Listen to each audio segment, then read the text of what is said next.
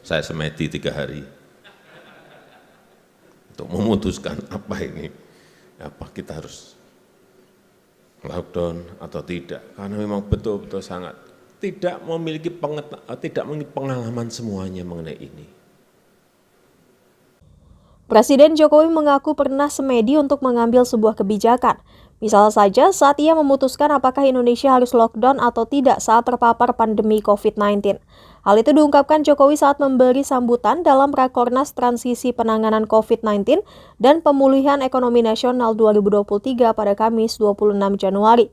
Dalam pidatonya, Jokowi mengatakan bahwa saat itu Indonesia sempat kebingungan menghadapi pandemi yang pertama kali terjadi pada negara yang berusia 77 tahun itu. Saat itu beberapa negara memutuskan lockdown. Akibatnya sejumlah ekonomi negara-negara tersebut pun goyang.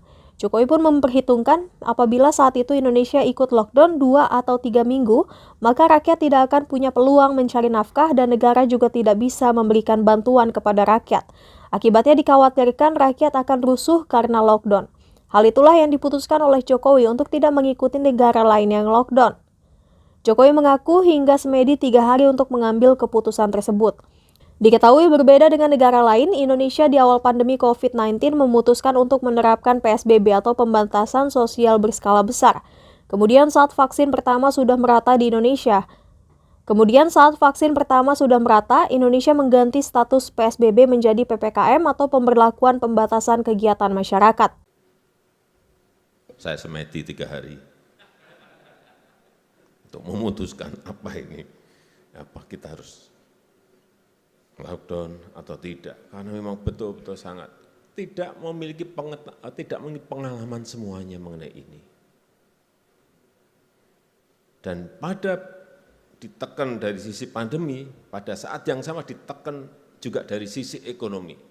Bayangkan pendapatan penerimaan negara anjlok 16%, pada belanja harus naik 12%, gimana coba?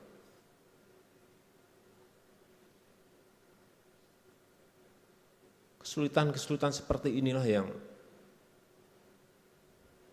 memberikan pengalaman besar kepada kita semuanya, kepada gubernur, bupati, wali kota, TNI, dan Polri yang urusan pertahanan keamanan, urusan ketertiban masyarakat, semuanya ngurusi gimana rakyat bisa disuntik dan mau disuntik vaksin. Dan jumlah yang kita suntikkan sampai saat ini sudah 448 juta suntikan. Bapak Ibu bisa membayangkan gimana satu persatu 448 suntikan itu kita berikan pada masyarakat. Bukan persoalan yang gampang. Dan geografis kita juga tidak mudah.